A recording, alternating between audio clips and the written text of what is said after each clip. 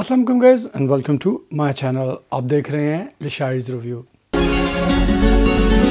Guys मैं हाज़िर हूँ आपकी खिदमत में हमेशा की तरह जो पाकिस्तानी ड्रामाज हैं उनका वीकली रिव्यू लेकर। रिव्यू शुरू करने से पहले मैं आपसे कहूँगा कि प्लीज़ मेरे चैनल को सब्सक्राइब कीजिए। अगर आपने सब्सक्राइब नहीं किया, आप नए हो मेरे चैनल पे और अभी आपने जो है मेरे वीडियोस को देखना शुरू किया तो प्लीज़ मेरे चैनल को सब्सक्राइब कीजिए और ये बेल आइकन का बटन है इसको भी प्रेस कर दीजिए ताकि जैसे मैं वीडियोस जो है वो पोस्ट करूँ आपको उनको नोटिफिकेशन मिल जाए।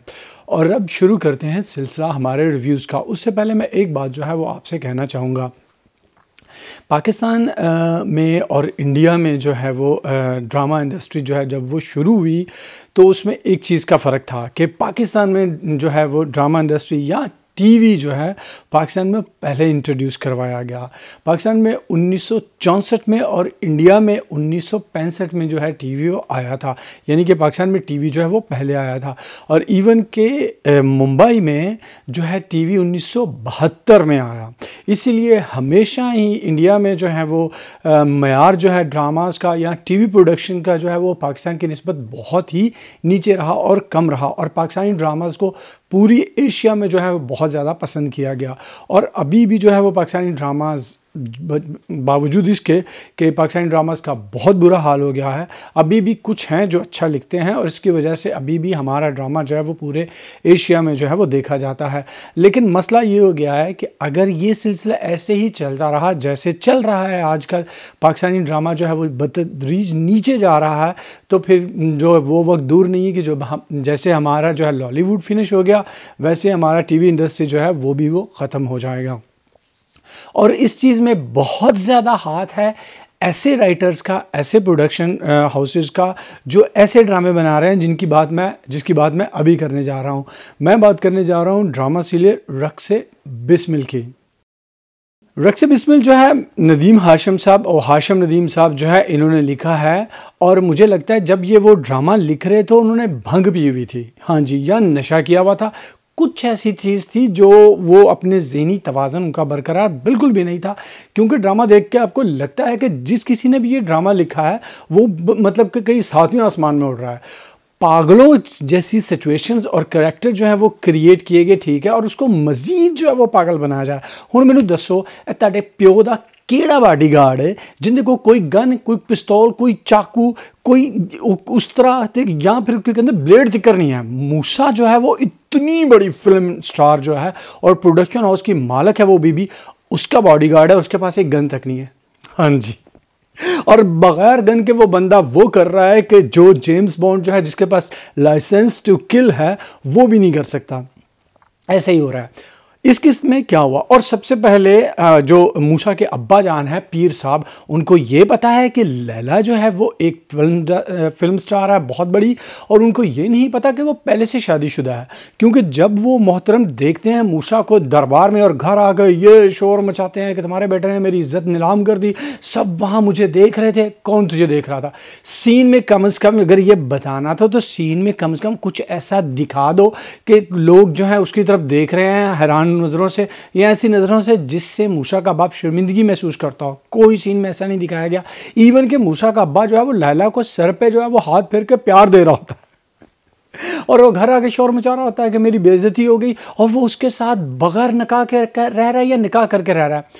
पागल इंसान, अगर तुझे पता है कि वो फिल्म स्टार है तो तुझे ये नहीं पता कि वो शादीशुदा है? हाँ, ये मतलब क्या पागल हैं क्या? हाशिम नदीम साहब मेरा ख्याल है दुनिया के किसी नवे कोने तो जो उठ के आ गए ने। इन्होंने बिल्कुल कोई नहीं पता कि ड्रामा जोड़ा मैं की लिखा, कम से कम यह तो पता होना चाहिए कि किरदार मैं की लिखा है तो किरदार मैं किधर लैके जा रहा है। इन्नी को जी ना इन्नी को अकल की जरूरत होंगी, वो तुम इस्तेमाल कर लो तो इस ड्रामे में जोड़ा खूब वल करने की कोशिश करो। सारी की सारी फोकस इसी चीज़ पर है कि मूसा को सुपर हीरो जो है वो साबित करना है। हाँ जी, मूसा साहब जो इस किस्त में मूसा साहब आते ही जो है वो नौकर से पूछते हैं मैडम कहाँ हैं, वो ठीक तो हैं? उसके बाद अंदर जाते हैं और उसके बाद कहते हैं मैडम आप कैसी हैं? और मैडम जब कहती है कि पुलिस वाला जो बैठा होता है तफ्तीश चल रही होती है वो कहता है मैडम पे कातलाना हमला हुआ है। कातलाना हमला हुआ है? अगर तुझे पता नहीं था जाहल बेवकूफ़ गधे तो फिर तुझे किस चीज़ की टेंशन लगी हुई थी? बाहर से क्या तेरे मतलब पेट में मरोड़ उठ रहे थे, सबसे ये पूछता रहा था मैडम ठीक है, तुझे जब ये पता ही नहीं कि हमला हुआ है या नहीं हुआ। उसके बाद पुलिस वाले भी जो है फुल जो है वो अजीब व गरीब हैं। पुलिस वाला पहले आता है और कहता है मूसा का बयान जो है ले लिया है अपने वो सिपाही से, तो वो कहता है हाँ जी, और जैसे वो जाता है और सिपाही वो कहता है हाँ जी अपना बयान लिखवाएं और मूसा पे जो है वो ये तोकीर जो कि लैला का साहब शौहर, साहब का नहीं हालिया शौहर है, सॉरी, साहब का वो हीरो था, वो वहाँ पर बैठा हुआ है और वो ये सब इसलिए कर रहा है कि मूसा को जो है वो घर में लेके आना, क्योंकि फ़ौरन ये सब तय हो जाता है कि मूसा जो है अब इस घर में आकर रहेगा और उसका मकसद यह है कि लैला और मूसा को जो है बदनाम करना है। बस एक तीर से दो शिकार, क्योंकि वो अपनी इस साहबका बीवी से जान छुड़ाना, साहबका सुपरस्टार बीवी जो है उससे जान छुड़ाना चाहता है ताकि जो है वो सारी जायदाद जो है पावर ऑफ अटॉर्नी जो है उससे मिल जाए। अब मुझे ये बताएं कि पावर ऑफ अटॉर्नी जो है तुम्हें वो क्यों देगी? क्या वो चांद पे जा रही है कि तुम्हें पावर ऑफ अटॉर्नी देगी? सारी चीज़ें इधर उधर से ये उठा ली गई हैं और उनको मिक्स करने की कोशिश की गई है। अब ज़ोहरा बाई का किरदार जो है वो पहले भी मैं आपको डिस्कस कर चुका हूँ कि अजीब बोंगा और फजूल जो है वो कर दिया गया। अब पार्टी जो है वो इतना बड़ा सेठ जो है वो इतना बड़ा सेठ दिखाया गया, वो पार्टी को ऑर्गेनाइज़ करता है, सब लोग उधर जाते हैं और ज़ाहिर है मूसा साहब भी जाते हैं क्योंकि वो बॉडीगार्ड है, और वहाँ पर जाते हैं और वहाँ वो अपनी ज़ोहरा बाई को देखते हैं और हैरान परेशान हो जाते हैं। और ज़ोहरा बाई उससे ज़्यादा, मूसा कहीं पर भी टोपी इस्तेमाल नहीं कर रहा था, पार्टी पर जाता है सर पर टोपी पहन के जाता है अच्छा वहाँ पर जा रहे हैं और अब वो सेठ जो कि जिसके तलवे चाट रहा है एक अरबपति, वो कितना मतलब के खरबोपति अमीर होगा, और वो इतनी ओछी और फजूल बातें कर रहा है एक धंधा करने वाली लड़की जो उसके पीछे दीवाना हो रहा है, जबकि इन पैसों से वो सारी जो है वो धंधा करने वाली ख़रीद सकता है। कोई सेंस, कोई चीज़ नहीं। अगर तो ज़ोहरा को इज़्ज़तदार लड़की दिखाया जाता तो हम ये कहते हैं हाँ भाई कि ये जो है इज़्ज़तदार लड़की है इसलिए इसके पीछे पड़ा है। उसको पता था कि ये मतलब बिकने वाली है, एस्कॉर्ट है, तवाइफ है, अब क्या क्या लफ्ज़ हैं इन लोगों के लिए, वो सब ये करती रही है, तो उसकी इतनी जो है अहमियत दिखाई जैसे कोई वो अल्लाह माफ़ करे कोई सैयदज़ादी है। ठीक है जी। और वहाँ पर जो है बातें हो रही हैं। अब वो सेठ जो है वो शहबाज सेठ उसका जो भी नाम है, वो कहता है उस ज़ोहरा के खामद से, उससे ये पूछता है ज़ोहरा से पूछता है कि ये आपके खामद अच्छे बिजनेसमैन हैं या खामद है? और इस पर लैला कहती है लगता है आपको ज़्यादा चढ़ गई। अब इसमें गलत बात क्या थी? यानी कि उसकी हर बात को गलत बात बनाने की जो है दिखाने की कोशिश की गई। फिर जी वो बंदा जो है वो एक प्लान छोटा सा ऑर्गेनाइज करता है और वो कहता है वेटर को कि इसके जो है वो कपड़ों पे पानी गिराओ, वो पानी गिराता है और वो बाथरूम में जो है वो लेके जाता है ताकि उसके बाद शेर साहब जो वो आएंगे और उसके साथ जो है वो रेप करने की कोशिश करेंगे। हाँ जी, बड़ी पार्टी जो है चल रही है और उसके दरमियान ये सब कुछ उसने करना है। सबसे पहले जब वो बंदा लेके जाता है, वेटर लेके जाता है ज़ोहरा को, तो वो दाखिल होते हैं एक हॉल की तरफ से दाखिल होते हैं बाथरूम के अंदर, और जब ज़ोहरा निकलती है तो वो सीधा बेडरूम में निकलती है क्या पागल समझ रहे क्या कि मतलब किस तानू की लगता सी चांद तो आया, सानू कुछ नहीं पता लगता, कोई समझ नहीं आती। और उसके बाद जो है वहाँ पर वो जो बड़ी बड़े डायलॉग और बातें और ये वो करता है। और मूसा साहब तो ये सब कुछ देख रहे थे। जैसे मैंने आपको कहा मूसा नहीं है, वो जेम्स बॉन्ड की कोई जो है औलाद है। उस बंदे ने जो है वो जो गेट पे आदमी खड़ा है उसको इशारा करके वो देखो उधर क्या है, और बच्चों की तरफ वो उधर जाता है और मूसा साहब अंदर दाखिल हो जाते हैं और वहाँ पहुँच गए हैं छुड़ाने के लिए मोहतरमा जो है हमारी ज़ोहरा बाई को। फजूल हद से ज़्यादा फजूल ड्रामा मैंने आज तक इतना ज़्यादा बोंगी सिचुएशंस जो है वो नहीं देखी। ड्रामे में कुछ भी चीज़ कहीं पे भी कुछ भी कर दी जाती है और कोई रीजनिंग नहीं है उसकी, कोई भी उसकी मंतक आपको नहीं बताई जाती, दिखाई जाती है। आपको समझ आ जाए कि यार शायद इस वजह से होगा, बिल्कुल नहीं, कोई गल ही नहीं आ जी, कोई अकल समझ वाली थी इसको गाली नहीं है। उसके बाद जब वो लैला दरबार पे जाती तो मूसा उसके साथ ऐसे चल रहा होता है जैसे कोई छोटा सा कोई बच्चा हो, यानी कि स्कूल का बच्चा है, वो ऐसे साथ साथ जो है वो चल रहा है। और वहाँ पर वो बीबी गई हैं फुल मेकअप जो है वो करके जो है वो दरबार में पहुँची हुई हैं। इधर ईसा साहब जो है उसको जो है उसका पेट इसी चीज़ पे ख़राब है कि वो लड़की कौन थी। और मूसा को पता चल जाता है ज़ोहरा से, क्योंकि वो पार्टी के दरमियान उससे पूछता है कि भाई तुम अब खुश हो, यहाँ पर आ गई हो, तुम तो बड़ी ये करती थी वो करती थी। और वो कहती है कि तुम्हारी अम्मा जान ने मुझे आकर कहा था कि मेरे बेटे को छोड़ दो। यानी पहले तो तू शादी करवा से लक बन के बैठी से, पहले तो बड़ा राज़ी बैठी थी, अम्मा तो सारा इल्ज़ाम पाता है। पहले ज़ोहरा क्या राज़ी थी? जो अब अम्मा को जलील करने के लिए, सिर्फ जो है ये बताने के लिए कि अम्मा जो है वो जलील है, तो सारा इल्ज़ाम जो है वो अम्मा पे धरा जा रहा है। इस ड्रामे में कुछ भी नहीं है, कोई जान नहीं है, हद से ज़्यादा फजूल ड्रामा। सिर्फ और सिर्फ मेरा ख्याल है वो ये जो मोहतरम है इमरान अशरफ, उसको सुपरमैन साबित करने के लिए जो है वो पहले वो मुश्क बनाया गया था, अब ये बनाया गया, और इस ड्रामे में कुछ भी नहीं है। अगला ड्रामा जिसकी मैं बात करूंगा वो हाशिम सलीम साहब ने ही लिखा है, और वो सिर्फ बचता है अपनी डायरेक्शन और अपनी प्रोडक्शन वैल्यूज़ की वजह से। और मैं बात कर रहा हूँ खुदा और मोहब्बत की। खुदा और मोहब्बत, जब ये ड्रामा शुरू हुआ तो मैं इसकी जो है वो मुझे बहुत पसंद आ रहा था, और जो लोग भी मेरा रिव्यू जो है देखते हैं उनको पता है कि मैं इसकी बहुत तारीफ़ कर रहा था, और तारीफ़ मैं अभी भी इसकी करता हूँ, इसके प्रोडक्शन वैल्यूज़ की और इसकी कुछ डायरेक्शन की। स्क्रिप्ट जो है वो थोड़ा सा जो है वो डायरेक्शन संभाल लेती है, लेकिन कहानी बहुत ही ज़्यादा वो है वो फजूल होती जा रही है। अब इस और खींचा जा रहा है। अब मुझे समझ आ रही है कि ये ड्रामा बहुत लंबा जो है वो खींचा जाने वाला है, 30 से ज़्यादा एक साथ जो है इसकी होने वाली है। और एक और डर जो मेरे जहन में पैदा हो गया है इस ड्रामे को देखने के बाद, वो ये है कि ये ड्रामा जो है वो कॉपी होने वाला है एक बॉलीवुड की मूवी थी ऋषि कपूर की, और उसका नाम था प्रेम रोग, और मुझे लगता है कि ये ड्रामा जो है उससे इंस्पायर होकर लिखा गया है, और आगे जो है ये ड्रामा उसी रवश पे जो है वो चलेगा। अब होता ये है इस किस्म में हमने ये देखा कि हमारे ये जो फरहाद साहब हैं वो गए हैं अपने उसके नाज़म शाह के साथ, जो कि माहीन का भाई है, और फिर उसको जो है वो गोली लगती है। उससे पहले हम ये देखते हैं कि हमारी माहीन बीबी जो है वो उसकी मंगनी हो गई है, उसका रिश्ता पक्का हो गया, लेकिन वो बैठी सोच रही है फरहाद के बारे में। क्यों सोच रही है? उसको मोहब्बत नहीं है, कुछ भी नहीं है, इतनी सी भी मोहब्बत है उसके दिल में, कोई ऐसी चीज़ नहीं थी, और वो लाहौर में उसको बता आई थी, यहाँ पे उसने बता दिया। अब वो क्यों सोच रही है? सिर्फ ये कहने से कि हमारे जो हैं ये फरहाद साहब ने उससे ये कह दिया कि मैं तुमसे प्यार करता हूँ और मैं तुम्हारी खातिर यहाँ पे आ गया हूँ, और अब उसको मोहब्बत हो जाएगी। फिर तो दुनिया में हर लड़की को हर लड़के से मोहब्बत हो जानी चाहिए, फिर तो वन साइडेड मोहब्बत होनी नहीं चाहिए। जो भी बंदा किसी से जाके कहे मैं तुमसे मोहब्बत करता हूँ, दूसरा बंदा जो उसके पास पीछे पागल हो जाएगा। कैसी मोहब्बत दिखा रहे हो तुम लोग? क्या मतलब खाला जी दा वाड़ा है, इंज किसी ने कभी प्यार होया? वट ते पिया इन्हां दा प्यार, एक इंज सैकंड दे विच प्यार होंदा। पागल हो गए हो, सानू पागल समझदे हो? अब वो अरबोंपति जो है इतनी बड़ी मतलब कि जागीर की जो है वो मालिक है, उसका बाप का एक मकाम है। ये एक फरहाद जो है वो एक आम से क्लर्क का बेटा है, और इसकी कोई भी अचीवमेंट नहीं है, इसने कुछ अचीव नहीं किया। बीए में ये जो है वो 3 दफ़ा फेल हो चुका है, और वो मास्टर्स कर रही है, और पढ़ने के लिए वो बाहर जाने के सपने देखती है। अब इस बंदे से वो क्यों इंस्पायर होगी? मतलब कोई भी उठ के आपको ये कह दे कि आपको मोहब्बत, उस बंदे को आपसे मोहब्बत है, आपको मोहब्बत हो जाएगी, चाहे आपका स्टेटस कोई चीज़ भी ना मिलती हो, वो करता भी हो मोहब्बत, लेकिन सिर्फ ये कहने से कि उसको आपसे मोहब्बत है आपको भी हो जाएगी। यार एक चवला नहीं है ना मारने कट करो। उसके बाद जो है वड्डी चवल जी मारी, मेरे को दिल में हाशिम नदीम जड़ा ना पागल हो गया बिल्कुल। मतलब यहाँ तो ये टुन है बंदा जो ये लिख रहा है, यहाँ इसका जहनी तवाज़ुन जो है वो ठीक नहीं है, ये उधर ही आके टिका हुआ है। सेम गोली जो है वो लगी थी दिलावर को, किसी को कोई जो है वो फ़र्क नहीं पड़ा, वो आकर बिस्तर पे गिरता हमने देखा, और उसके बाद जो है 2-4 बातें होती हैं, और उसको इवन के डॉक्टर के पास भी नहीं लेके जाते। ठीक है जी।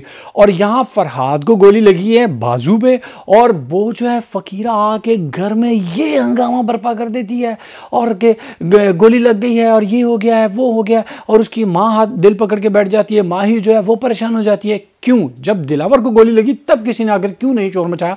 तब फ़कीरा ने क्यों नहीं बताया? अब जो है, और उसके बाद जो है वो हॉस्पिटल ले जाते हैं, डॉक्टर साहब कहते हैं ऑपरेशन हुआ है, वो कहते हैं मिल सकते हैं, और मिलने के लिए अंदर दिलावर जाता है उससे फरहाद से, और फरहाद साहब जो है उठ के बैठ जाते हैं। हाँ जी। सबसे पहले तो बंदा खुदा, अगर उसका ऑपरेशन हुआ है तो जो बेहोशी की दवा दी जाती है ऑपरेशन करने के लिए, वो कम अज़ कम 8 घंटे जो है वो बंदे को बेहोश रखती है। ठीक है। और फ़ौरन जो है वो बंदा होश में आ गया, और उठ के इतना होश में भी नहीं आया, उठ के बातें करने लग गया। और दिलावर जो कि जद्दी पुश्ती गुलामाना जो है वो रखता है ज़हनियत, वो से कह रहा है तू यहाँ से चला जा, यहाँ तो गुलामों के कब्रिस्तान बने हुए हैं, तू खुद भी, तुझे भी गोली लगी, उससे तू क्यों जाने के लिए कह रहा है? उसके बाद एंगल जो है हमारे उधर तैमूर के घर वाला एंगल जो है छूटता है। तैमूर का घर देख के मैं हैरान होता, ज़्यादा ही बंदा ये जो है जिसने भी ये बनाया है, सेट डिज़ाइन किया है, वो ज़्यादा ही मतलब जो है वो मुतासर हो गया है मुल्तान के ब्लू कलर से, क्योंकि पर्दे, डाइनिंग सेट, डाइनिंग क्लॉथ हर जो है वो ब्लू कलर की है। और उसके बाद तैमूर साहब जो हैं वो उनको इश्क हो गया है और उसकी अम्मा और उसका भाई जो है छोटा सा मजाक करने पर उसको बता देते हैं कि हाँ जी हाँ हो गई है। बात जो है यहाँ तक पहुँची। अब ये जो तैमूर साहब हैं ये हो जाएंगे फौत, हाँ जी, शादी के बाद ये जाएंगे मर और हो जाएगी बेवा। मिस जो हैं ये माहीन जो है वो बेवा हो जाएंगी और उसके बाद ये सोचेगी मुझे बद्दुआ लग गई है इसकी क्या बंदे का नाम है फरहाद की, और उससे मिन्नतें मांगेगी, रोएगी मुझे माफ़ कर दो। अब तो फिर तो हर किसी की बद्दुआ जो है वो लगनी चाहिए। अब जितने भी हॉलीवुड के स्टार हैं, निकोल किडमैन है, जितने भी उसके आशिक हैं उसको ये कहते हैं मुझे तुमसे प्यार है, वो आगे से जवाब नहीं देती प्यार का जवाब प्यार से, फिर तो हर किसी की बद्दुआ निकोल किडमैन को लगनी चाहिए और रोज़ाना उसका नुकसान होना चाहिए। बॉलीवुड की जी बड़ी बड़ी सुपरस्टार्स हैं और बड़े बड़े सुपरस्टार्स हैं, उनको लोग कहते हैं कि आपसे प्यार है, वो आगे से मतलब कि नहीं रिस्पॉन्स देते, फिर उनको तो बद्दुआएं लगी जानी चाहिए, दिन रात उनको जो तकलीफ होनी चाहिए कि तो ये ड्रामेबाजी व खाने पे। उसके बाद जो ये जब ये सब होगा और ये बेवा हो जाएगी और टर्न लिया जाएगा प्रेम रोग वाला कि बेवा की शादी जो है वो नहीं होगी, और अगर शादी होगी तो उसकी शादी करवाने की कोशिश करेंगे उसके जेठ के साथ जो कि पहले से शादीशुदा, और उसका मुझे लगता है किसी के साथ अफेयर भी चल रहा है, किसी नाचने गाने वाली या किसी ऐसी ही लड़की के साथ। तो ये ड्रामा जो है वो इधर जा रहा है। अब एक बात जो है हमारे जो है फरहाद साहब उसकी माँ लाहौर में बैठी उसके दिल को हॉल पड़ रहे हैं क्योंकि उसको बेटे को गोली लगी है, माँ का दिल जो है बेटे से मिला हुआ होता है। अब ये फजूल किस्म की मोहब्बत ये हाशिम नदीम साहब दिखाते हैं कि ऐसी मोहब्बत हो गई है कि माँ बाप बहन भाई किसी की मोहब्बत बंदे को समझ नहीं आती, पागल दीवाना हो गया बंदा। ये फजूल किस्म की मोहब्बत जो है ना तो कोई कभी रही है, ये सिर्फ कहानियों में होती है और कहानियों में ही रहनी चाहिए। आम जो है ना ज़िंदगी में ऐसे, क्योंकि हमारे ड्रामे रियलिस्टिक होते हैं तो इनमें ऐसी फजूलियत ना दिखाया करें तो ही बेहतर है। अगला ड्रामा जिसकी मैं बात करूँगा वो भी मोहब्बत के बारे में है और उसका नाम है पहली सी मोहब्बत। पहली सी मोहब्बत ड्रामा जो है बहुत फजूल लिखा गया, लेकिन जो मुझे चीज़ जो है वह चीज़ इसमें पसंद आती है वो ये है कि बहुत ज़्यादा रियल जो है वो इवेंट्स जो हैं वो दिखाने की कोशिश की जाती है, लेकिन ड्रामे को जो ख़त्म कर देता है बिल्कुल ही बेजान कर देता है ड्रामे को, वो है इसका स्क्रिप्ट जो है वो, और इसके सीन जो हैं वो जैसे लिखे गए हैं और डायरेक्शन भी। यानी कंसेप्ट उनके जहन में था कि हमने रियल ड्रामा बनाना है, लेकिन जो है वो नरेशन जो है बिल्कुल बकवास हो गई। अब लड़ाई का सीन दिखाया जाता है कि अकरम जो है वो जाता है फैजुल्ला की दुकान पे और क्या ये बात करने के लिए कि रिश्ते से इनकार जो है तुम लोगों ने क्यों किया, तो वहाँ पे वो देखता है कि वो सिकंदर जो उसकी ज़ैनब बहन का आशिक था उसका बाप वहाँ पे है। तो वो ये कहता है कि अच्छा तो तुम इसके बेटे से जो है वो शादी कर रहे हो, अपनी बेटी की इस वजह से तुमने इनकार किया, और सब लड़ना शुरू कर जाते हैं। असलम भी आ जाता है वहाँ पर और वो भी लड़ता है। ये सीन जो है वो आपको रियल लगता है क्योंकि वो अच्छे से फिल्मबंद किया गया है। और उसके बाद असलम जो है वो रक्षी को कॉल करने की कोशिश करता है, वो जो है फ़ोन नहीं उठाती क्योंकि उसका अब्बा जो है, क्योंकि दुकान में अकरम ने कहा था तुम्हारी बेटी ने खुद जो है मेरे भाई को वर्गलाया बहलाया और उसने रिश्ते के लिए भेजा था, इसलिए हमने रिश्ता लेके आए, इसलिए नहीं कि सिकंदर की शादी उधर हो रही है। तो वो अपनी बेटी से जाकर पूछता है और वो आगे से मुकर जाती है, ऑब्वियसली डर जाती है, मुकर जाती है। उसका फ़ोन आता है, फ़ोन भी नहीं उठाती असलम का। और उसके बाद जो है वो अब ये अपनी माँ से ये कह रही है कि मैं इसको भूल जाऊँगी, मुझे मोहब्बत करनी भी नहीं चाहिए। अब पछता रही है, उन्हें पता लगा है, उन्हें पता लगा है मोहब्बत जो है वो हवा उड़ गई है, ठीक है जी।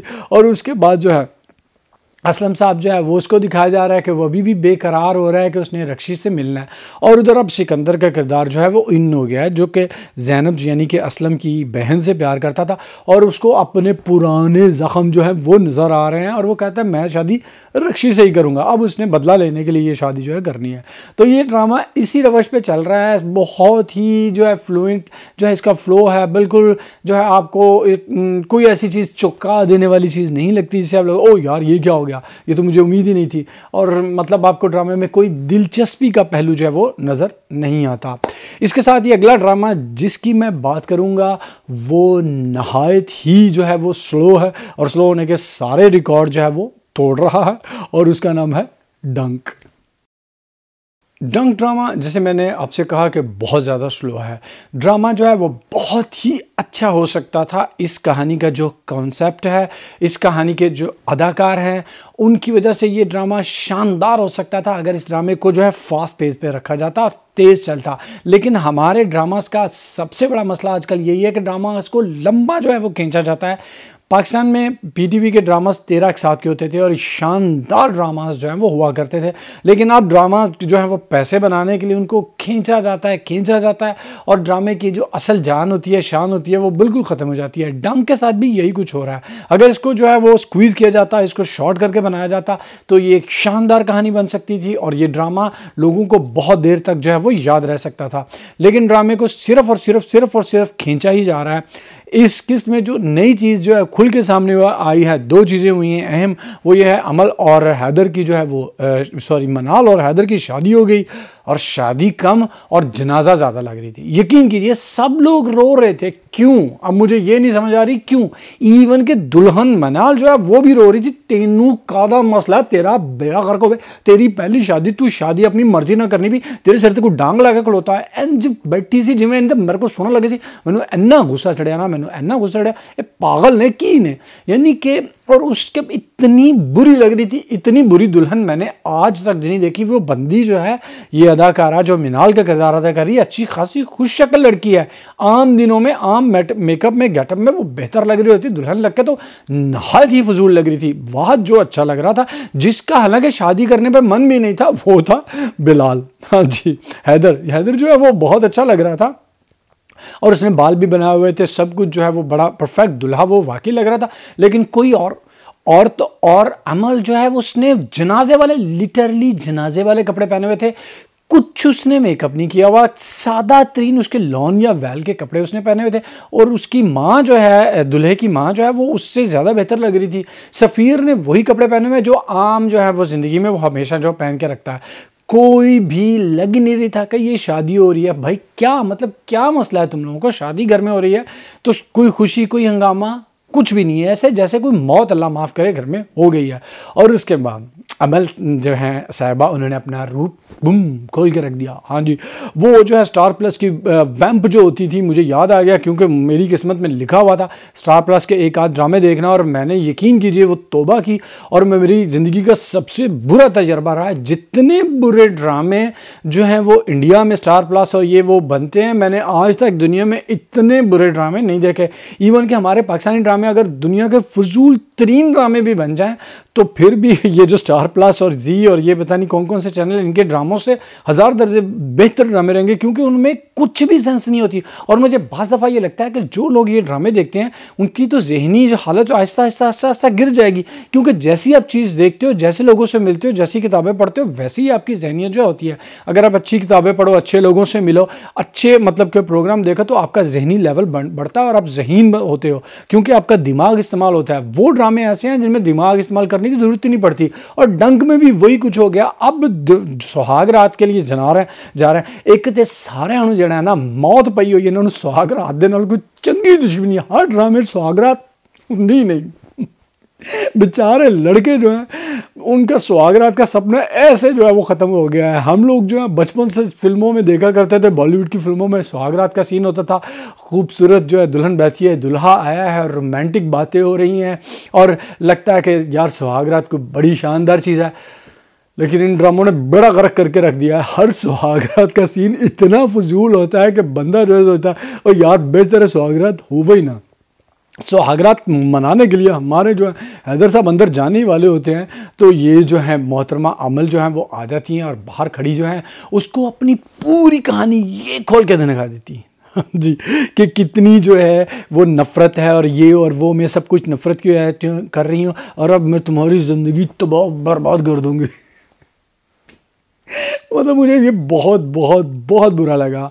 और यकीन कीजिए ये इस सीन की, मतलब जिस तरह से ये ड्रामा जो है अच्छी एक्टिंग हो रही थी, इस सीन की मुझे तवक्को नहीं थी। कहीं और कर लेते।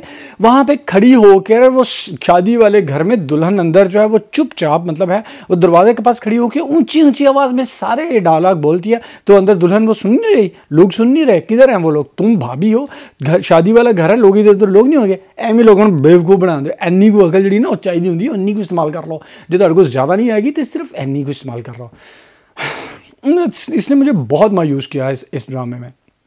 अगला ड्रामा जिसकी मैं बात करूंगा, शुक्र है खुदा का, वो ड्रामा उस तरह के ड्रामास के ऊपर चल रहा है जो कि हमारी शान रहे हैं और पहचान रहे हैं पाकिस्तानी ड्रामास की। मैं बात कर रहा हूँ ड्रामा सीरियल रकीब से की।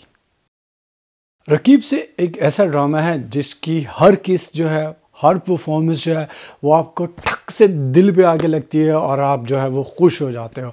और यकीन कीजिए, जैसे मैंने आपको पहले भी बताया था कि नुमान एजाज जो है वो शानदार और जानदार एक्टिंग कर रहे हैं, और इस किस्त में उनका एक डायलॉग, एक एक्सप्रेशन ऐसा था कि दिल जो है अश अश कर उठता है। वाह वाह बंदा जो है वो करता है और सोचता है कि यार क्या बात है, ऐसा बंदा जो है, ऐसा अदाकार जो है हमारे पास है, तो आप बहुत ज़्यादा खुश होते हो। इसमें राइटिंग और डायरेक्शन हर चीज़ जो है उसका हाथ है।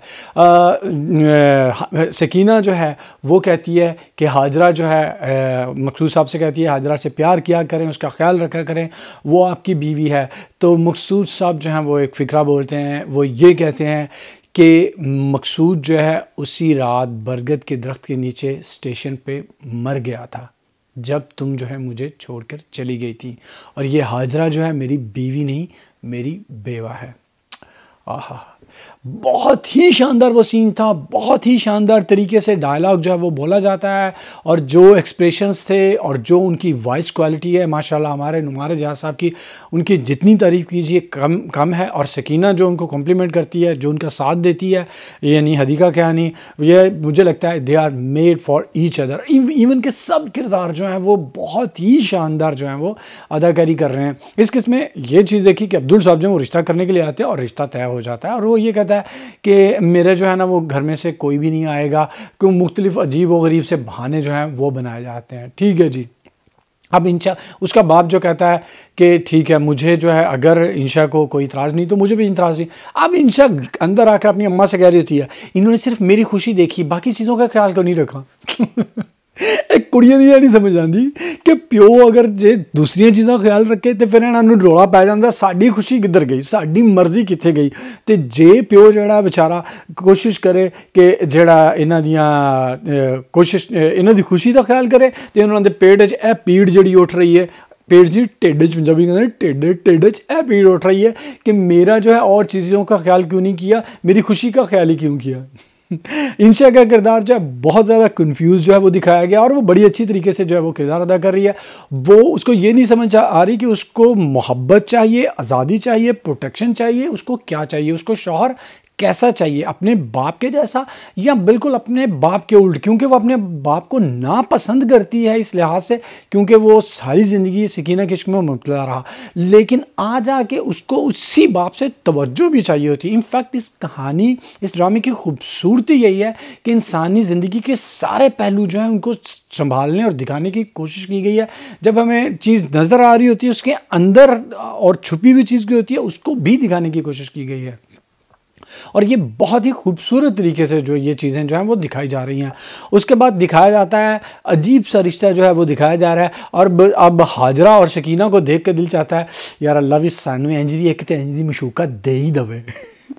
आपस में सदके वारी जा रही हैं, और वो कहती है तुम्हारे मकसूद साहब, वो कहती है तुम्हारे मकसूद साहब। ऐसी होनी चाहिए कि दोनों जो है वो खुश बाश रहे। ऐसे तो बंदा 10-12 शादियां कर ही ले, वैसे 4 जायज़ है, 4 से ज़्यादा नहीं कर सकता, लेकिन इतनी जो है शौकन को लोग जो है वो जान से मार देते हैं, लेकिन ये जो है आपस में शेर व शक्कर हैं और बहुत ज़्यादा वो खुश दिखाई जा रही है। हाँ जी, उधर आतिका जो है वो आ गई है अपने बेटे को लेकर, काशिफ को, और मुझे लगता है कि ये एंगल जो है चलने वाला है इंशा का जो है वो काशिफ के साथ, और अब्दुल की होने वाली है छुट्टी। लेकिन जो ये ड्रामा जो है जिस तरह से पेश किया जाता है, आप बिल्कुल भी प्रेडिक्शन जो है वो नहीं कर सकते हो कि ऐसा होगा या वैसा हो गया, क्योंकि जो भी किरदार हैं वो उनको आम इंसानों की तरह दिखाया गया है, और आम इंसान जो है वो प्रेडिक्शन आप नहीं कर सकते हो कि ये इंसान कब क्या कर देगा। तो इसलिए आपको जो ये ड्रामा जो है ना बहुत खूबसूरत जो है बहुत अच्छा लग रहा है। और अब काशिफ जो अपनी माँ से कह रहा है कि ये जब वो सकीना को उधर देखता है, कहता है कि ये वो सकीना ये इधर क्यों आई है, तो वो इंशा से कहती है आ गई है कातलों की लड़की, इसको जो है ना मारो अब। और उधर जो है दिखाया जा रहा है कि खुल खेलना शुरू कर दिया है हमारी अमीरा ने। हाँ जी, अमीरा जो है मकसूद साहब पर डोरे डाली और कहती है बड़े अच्छे लगते हैं। हाँ जी, उसको बड़े अच्छे लगते हैं, यानी कि वो कहती है मुझे तो आप ही अच्छे लगते हैं, आपकी उम्र के आप जैसे लोग जो डिसेंट, सोबर और समझदार हों। तो वो जो है अपनी मोहब्बत के जो है वो जो इजहार भी कर रही है और सदके वारी जा रही है मकसूद साहब के अब ये देखते हैं कि ये कहानी किस तरफ जाएगी। जिस तरफ भी जाए ये ड्रामा बहुत शानदार है। और अगला ड्रामा जिसकी मैं बात करूँगा वो शानदार के शीन भी उसमें नहीं है, वो बहुत ही घटिया है। समझ गए होंगे मैं बात कर रहा हूँ ड्रामा सीरियल क़यामत की। क़यामत जो है वो जियो टीवी पे दिखाया जाता है और जियो टीवी वाले मेरा ख्याल है ये सोचते हैं कि एक ड्रामा जो है वो अच्छा बनाना है, उस पर सारी मेहनत करनी है, उस पर सारा पैसा लगाना है और बाकी सारे ड्रामे जो हैं वो चल चढ़ा के लिए होते हैं, फजूल होते हैं। और क़यामत भी उन्हीं ड्रामों में से एक ड्रामा है। हद से ज़्यादा जो है उसकी स्टूपिड फजूल जो है और बहुत ही आमियाना किस्म की जो है वो कहानी है और उससे ज़्यादा आमियाना किस्म की एक्टिंग जो है वो की जाती है। अब ये दिखाया जा रहा है कि राशिद साहब जो हैं और इफ़रा साहब हैं उनके दरमियान नज़दीकियाँ बढ़ रही हैं। हाँ जी, प्यार तो होना ही था उनके दरमियान जो है मोहब्बतें बढ़ रही हैं, एक दूसरे का ख्याल कर रहे हैं और इसकी वजह से मरोड़ उठ रहे हैं पेट में राशिद की माँ के। और वो बीमार होने का ड्रामा करती है और फिर उसके बाद वही सास बहू वाले अजीब किस्म के जो है सीन वो क्रिएट किए जाते हैं। फिर राशिद जो है वो अपनी बेटी के ज़ख्मी होने की वजह से, क्योंकि वो गिर जाती है तो वो क्योंकि इफ़रा जो है वो घर के काम कर रही, बेटी को नहीं संभाल सकती, तो बेटी को हॉस्पिटल लेके जाते हैं। मुलाजमा को बुला लिया जाता है ताकि मुलाजमा घर के काम करे और राशिद की माँ की ये स्कीम ख़राब हो जाती है कि वो इफ़रा से काम करवाए। और लानत ताड़े थे यार, और लानत कुछ तो यार, खुदा ने आपको पैसा दिया है, खुदा ने आपको दिमाग दिया है, पॉसिबिलिटी दी है, तो ऐसे ड्रामे बनाओ जिससे लोगों का जहनी लेवल बढ़े। मैं पहले भी आपको बता चुका हूँ ये ड्रामे जो हैं वो बेचारे जो इंडिया वाले जो स्टार प्लस जी वाले हैं उन्हीं को सूट करते हैं। ये ड्रामे कभी भी हमारा ड्रामा ऐसा नहीं था जितना फजूल ड्रामा बना रहे हो। वो था इंडिया में रसोड़ा में कौन था कि उसने किसने जो है वो रसोई में घुस के ये कर दिया। ये ड्रामों में हमारे अब दिखाया जा रहा है। ए हाल हो गया साडा, ए हाल होना से साडा। शर्म करो, डुब के मरो कि मरण वाली जड़ी है ना हालत हुई है कि ए पाकिस्तानी ड्रामे का तुम हाल किया ए चीज़ें विखाने शुरू कर देती हैं। और उसके बाद जो है वो जाती है इफ़रा जाती है क्योंकि उसकी माँ बीमार होती है हॉस्पिटल, उसकी वजह से बोंगियाँ दिखाई जाती हैं। फिर उसकी माँ मर जाती है, फिर वहाँ पर जाते हैं और उसका बाप जो है वो ऐसे धाड़े मार मार कर रो रहा है। और यार सबसे पहले तो हमेशा से ऐसा होता है, वो ऐसे रो रहा होता है जैसे उसकी बीवी नहीं उसकी माँ मर गई है मतलब बहुत ही फजूल वो सीन जो है वो लगा। उतना इफ़रा भी नहीं रो रही होती जितना वो जो है वो रो रहा होता है कि उसका जो है इफ़रा का बाप जो है वो रो रहा है। मतलब ड्रामे में कुछ भी नहीं। अब जो है वो नया एंगल शुरू करने के लिए इनकी मोहब्बत दिखाई जाएगी और उसके बाद जवाद साहब की री एंट्री होगी ड्रामे में और उसके बाद इफ़रा को पता चलेगा कि मेरी बहन तो मरी थी राशिद के धक्का देने से, और उसके बाद जो है वो नया एंगल शुरू किया जाएगा। कुछ भी नहीं है ड्रामे में, बिल्कुल कुछ नहीं है, इसलिए मैं इस पर बिल्कुल अपना टाइम जो है वेस्ट नहीं करूँगा और अगला ड्रामा जो है उसकी बात करूँगा। और वो ड्रामा जो है वो भी मुझे मायूस कर रहा है। हाँ जी, मैं बात कर रहा हूँ दिल ना उम्मीद तो नहीं की। दिल ना उम्मीद नहीं की बहुत सारी प्रॉब्लम्स हैं। सबसे बड़ी उसकी प्रॉब्लम ये है कि तीन कहानियाँ जो हैं वो ड्रामे में दिखाने की कोशिश की गई है और तीनों कहानियाँ जो हैं वो आपको एक दूसरे से जो है वो इवन के ये किरदार बाद में एक दूसरे से मिलते हैं लेकिन आप इनसे रिलेट ही नहीं कर पाते हो।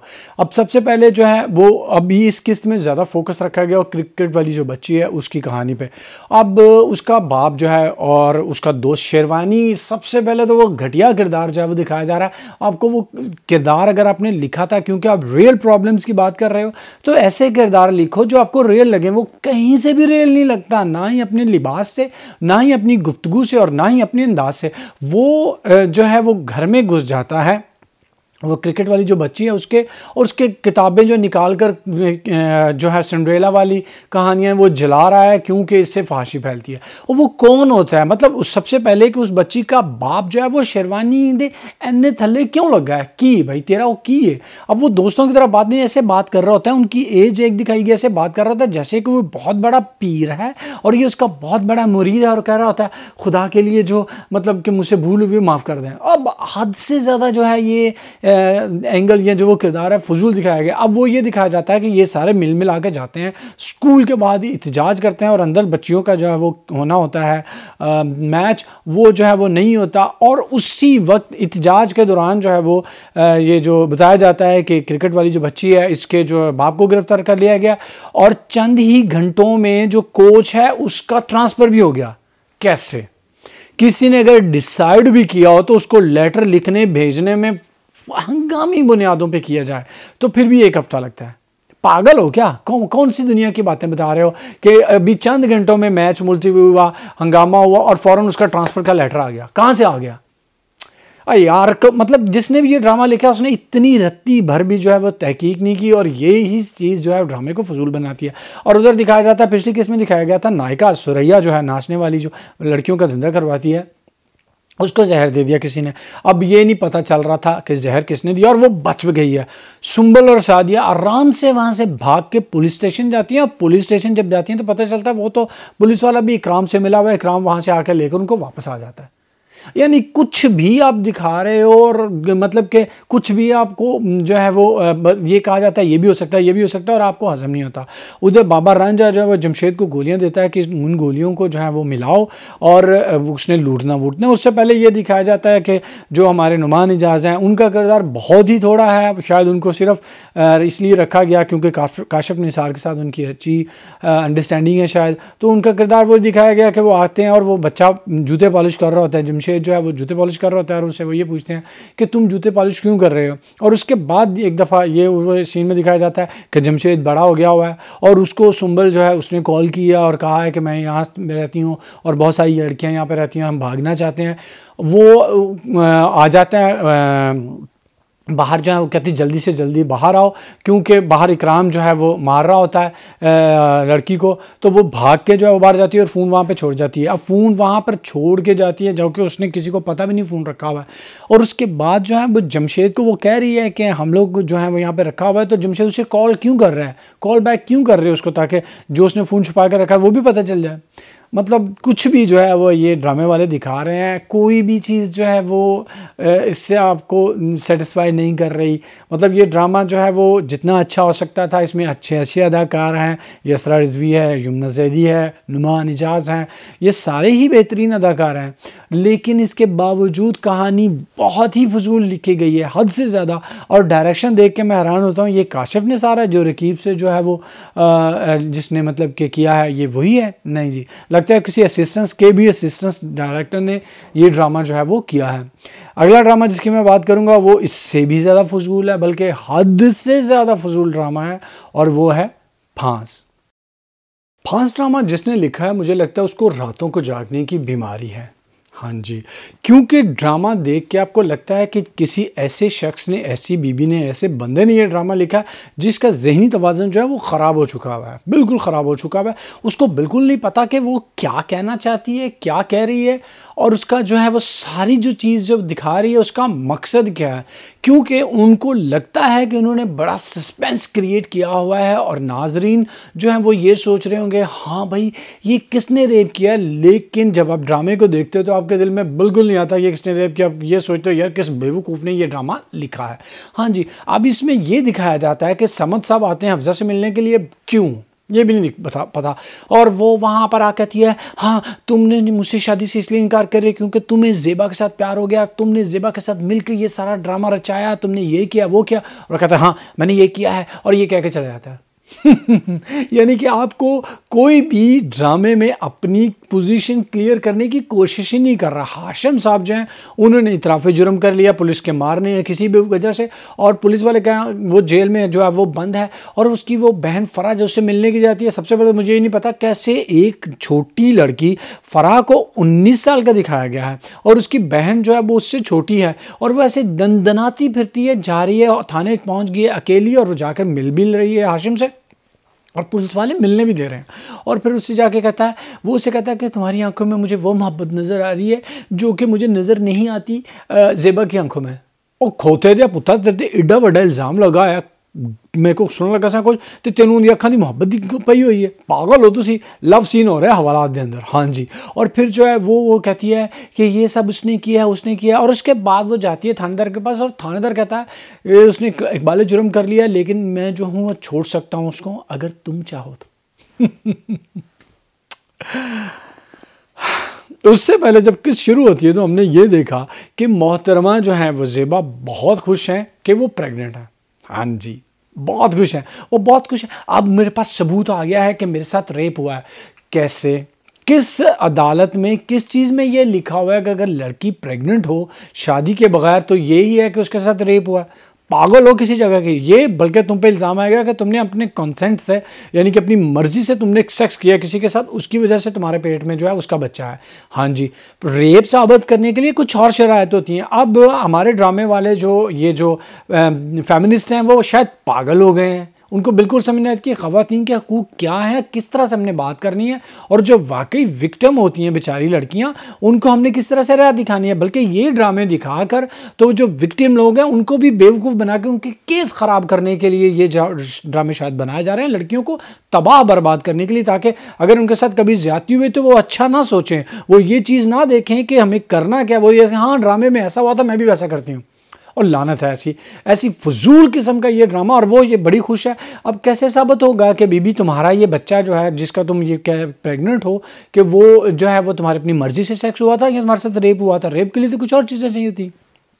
उसके बाद हाँ मेरे खुदाया, फजूल और बोंगेपन की हद उस वक्त होती है जब साहिल साहब जो हैं वो आ जाते हैं घर में और वो कहता है कि तुम अच्छी हो, तुम मुझसे क्यों दूर जा रही हो, तुम मुझसे शादी कर लो।